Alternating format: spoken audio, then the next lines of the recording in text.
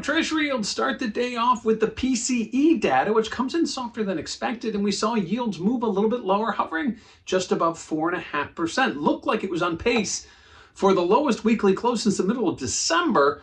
Ultimately, we saw yields rise into the afternoon. We saw them push all the way back up to 458, just shy of 460. So we did see it close about 6-7 basis points higher from yesterday's close. However, yields did still settle lower on the week. Recall on Monday, we saw a big drop in yields. We spent most of the week creeping back higher. Ultimately, Friday getting very close to last Friday's settle, but not quite there. Again, higher on the day and lower on the week, seeing yields close out the day at 458.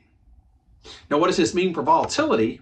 Well, check out that CVol index over at cmegroup.com. And as I mentioned, yields made a big move lower on Monday, prompting vols to be pushed higher, as it was a surprise. And then as we started to see yields uptick, we saw volatility kind of holding steady and creeping higher. Well, we saw that continue on Friday as well. As yields were higher, we saw volatility moving higher as well.